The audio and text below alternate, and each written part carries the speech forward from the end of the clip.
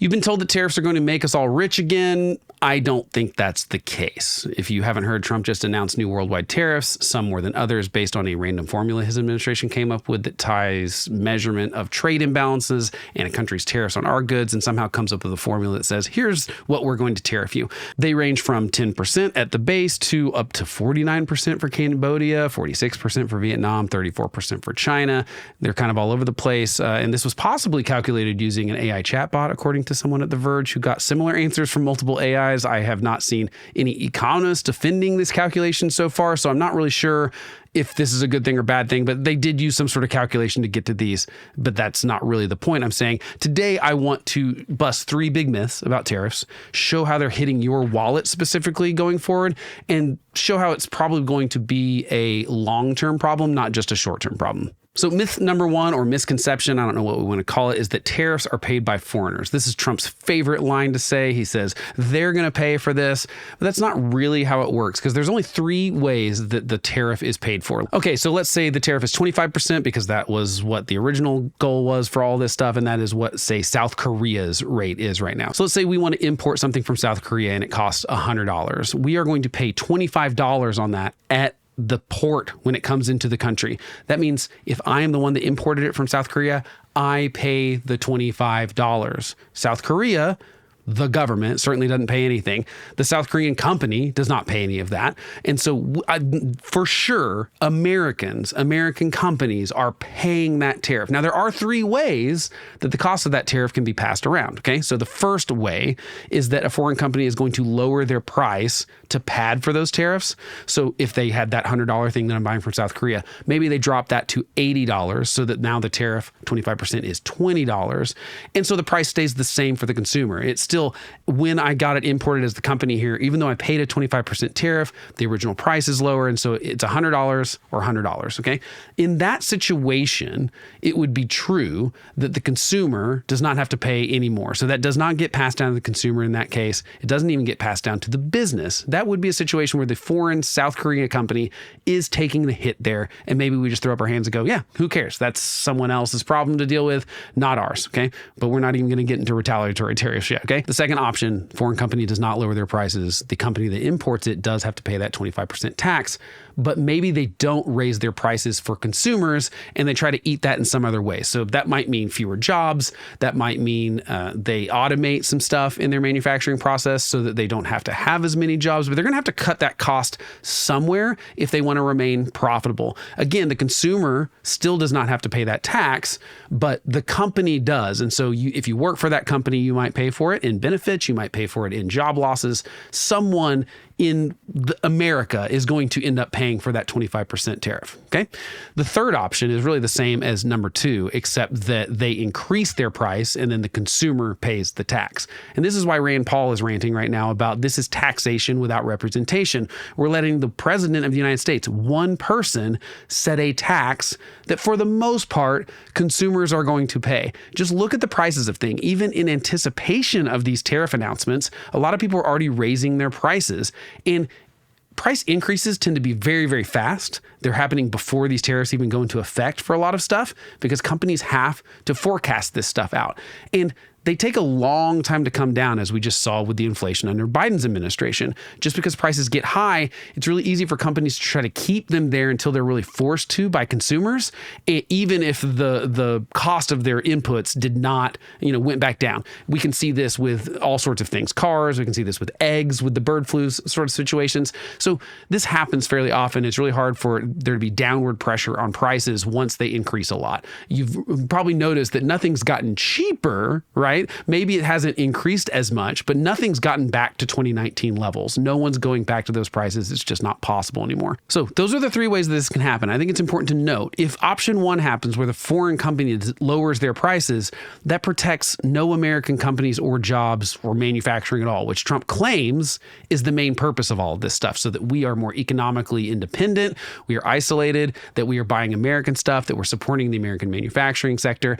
If the foreign companies lower their prices and consumers don't end up having to pay, it doesn't help the end goal of the Trump administration. Okay. The third option is the only way that Trump's tariffs could manage to protect those industries in America, but it cost American consumers. There's no other way around it. If you want to protect manufacturing jobs in America, if you want to buy American, it is going to cost consumers more. So my question to you is, how much more are you willing to pay to protect those specific industries? And it should be noted that manufacturing is only like a fifth of the U.S. economy. All of those companies that manufacture stuff, are we willing to subsidize? Trump uses the word subsidize all the time, talking about Canada, but are we as American taxpayers, are you as American consumer willing to subsidize manufacturing just because of some sort of nostalgia? And it's a serious question, because the Tax Foundation says that tariffs since 2018 cost American households up to $1,000 a year.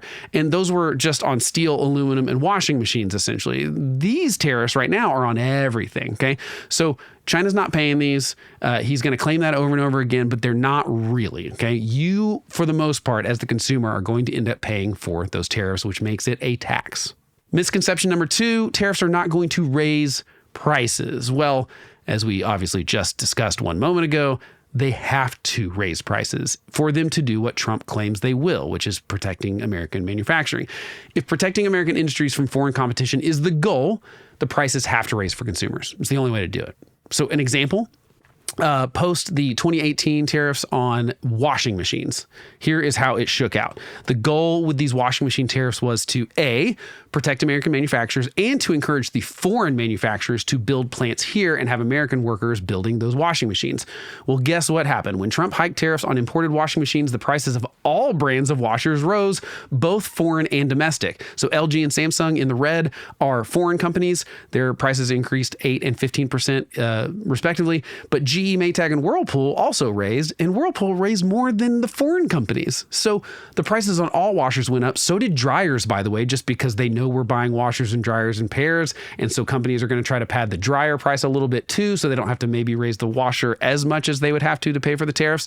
So we paid something like, I can't remember the billions of dollars we paid, but essentially the math turns into $800,000 per job created by LG and Samsung building manufacturing here. It's like 1,800 jobs that we created. Do you feel like that's a fair deal as a U.S. consumer, that we paid $800,000 per every one of those jobs? I don't think that's a great deal. It doesn't sound like one to me, and I don't think it's worth subsidizing manufacturing at the cost of $800,000 per job just in this one specific industry of washing machines. Scott Lincecum from Cato and the Dispatch is spot on, which, by the way, where this article is from, he's spot on. This is, tariffs are a tax on consumers. They just are. So my question to you, how much are you willing to pay? How much are you willing to pay for washing machines more? Is $800,000 seem fair to you? I don't, let me know. I don't think it is. But misconception number 3, we should buy American-made stuff anyway because it's going to protect American jobs. Here's one problem with that. First of all, American-made still uses foreign parts. Even domestic auto manufacturers, for example, parts come from outside of the country. Even parts of the manufacturing process are done in Canada and Mexico and cross the border several times before the final product is built here in America. So first of all, we can't just flick a switch and have all the manufacturing. For example, we almost manufacture 0 of the electronic devices that we use. Everyone has. Every homeless person I see outside has a smartphone, okay? None of that stuff is built in America, and we could not possibly spin that up quickly. Another problem is that these are probably going to have reciprocal tariffs, as often does. When we start tariffing other people's imports, they start tariffing our exports. We export a lot of stuff in this country. A lot of our manufacturing is actually sent outside the country. If manufacturers, farmers, businesses, if foreign companies foreign consumers stop buying their stuff, then you potentially will see job losses there. So again, we can look back at Trump's first administration and we can see that, yeah, we increased some of the washing machines jobs. They cost us $800,000 a piece. You can decide if that's worth it. But overall, they might have increased some manufacturing jobs and protected some steel jobs, for example, with his steel and aluminum tariffs. But overall, they affected negatively the U.S. job market in that they dropped wages and they actually dropped the overall employment because, for example, with steel and aluminum, everything that had steel and aluminum in it got more expensive, and therefore there were layoffs at companies that did manufacturing from imported steel and aluminum when we cannot possibly produce all the steel and aluminum that we need for manufacturing and building in America. So it's not just manufacturing. We've got to look at the overall job market. We can't just look at manufacturing when it's only 20% of the entire economy. when it's only like 20% of the jobs in America are in some sort of manufacturing industry, and that's not even just the manufacturing jobs themselves, when 80% of the economy is in other kind of things, services, medical, all sorts of other things, we can't just look at manufacturing and try to protect those jobs at the expense of everyone else.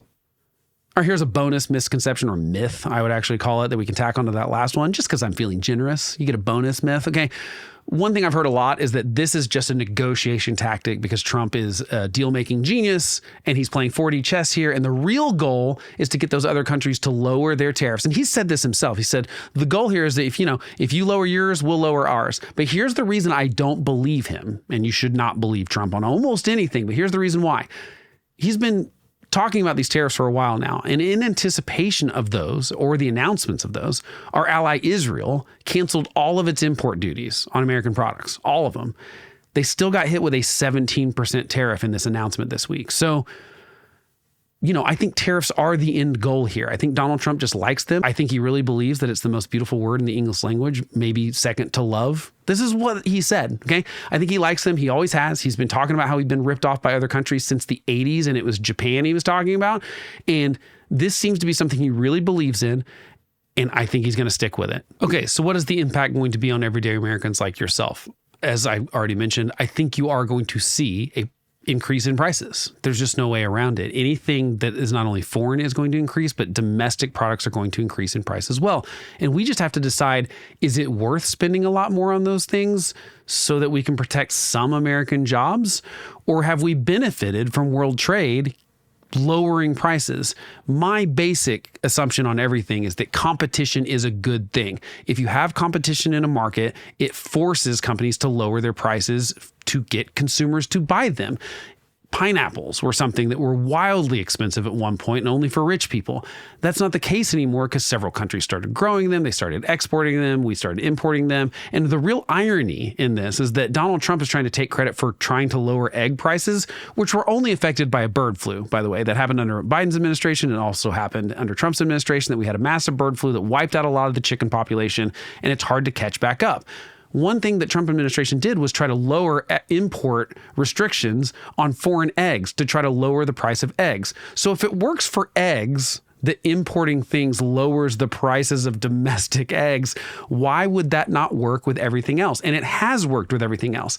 And this is where people go, okay, but we shouldn't just be buying cheap stuff. Cheap has a weird connotation to it. Sometimes cheap has the connotation that it's like something that's not worth anything. It's kind of crappy, like a cheap knockoff version of something. That is the case with a lot of stuff that we get from China, for sure. I mean, hello, like every Temu meme on the internet is fantastic. When it says when you buy the thing from Temu and it's got the crappy version of it versus the version of the picture you saw online, it's funny, right? We like that. But I get that why people use the cheap thing. But if the prices are lowering overall, that is good for consumers. What's good for you is that if you make, say, $100,000 a year and the cost of the goods you buy drop by $5,000, for example, over that year, you are essentially making $5,000 if you have to spend less money on the consumer goods. If there's competition there, competition is good, right? If we restrict competition and say, we're going to make sure that no American company has to compete with foreigners at a fair playing ground. Because remember, this is about Donald Trump saying other countries have not treated us fairly. And I think, look, there's some fairness to that. There are a lot of countries that have higher export taxes on our stuff than we have on them. We can get into the weeds here, and I don't want to, but like keep in mind a couple of things. We are a very large country. We're also a very rich country. We buy a lot of stuff. Consumers, the lower the prices get, for example, on your eggs and your groceries, and the more there is a gap between your wages and the cost of those things, the more you get to spend that money on things that aren't goods. For example, like services. Here's an example. In the United States, every half mile, I see an escape room in Oklahoma City. That's wild to me that didn't exist 20 years ago, that we have enough money lying around that we can go pay to spend an hour trying to get out of a room.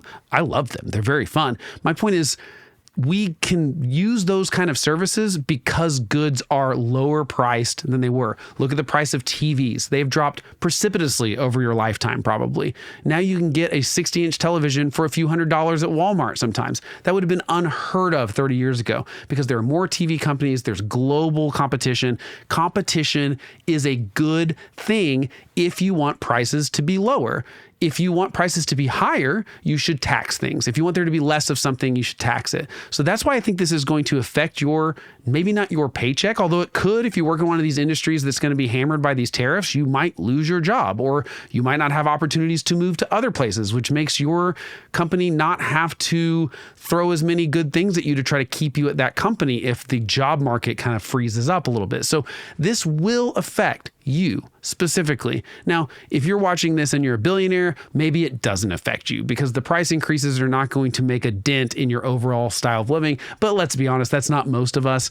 Even if you make pretty good money, let's just say you make six figures, $100,000 a year, and the price of a new car increases by $9,000, you are either not going to buy that car or you're going to have to figure out where to save that $9,000. That might mean you're not going to an escape room. So you can kind of see how this can trickle down to even non-manufacturing jobs, right? Now, in closing, there are some fair questions about whether this will even last very long because Trump has already implemented, then not implemented, then re-implemented, then not implemented tariffs multiple times just in the first couple of months of his new administration. So don't know where this is going. However, people smarter than me think that this is pointing to an inevitable direction that goes to price controls because it'll be Trump's own version of Biden's alleged greedflation that caused all the inflation under his administration. But just like then, it was just, this is an excuse. This is just a scapegoat attempting to shift the blame from who really deserved it, which were Joe Biden and Donald Trump, who implemented these disastrous policies in the first place. So you let me know in the comments, where do you think this is going? Who do you think is going to benefit from these tariffs? And next time someone calls tariffs win, ask for who. Like, dig into this yourself. Like, don't buy into the bullet points that you hear from the Trump administration or from people defending him. Dig into the data.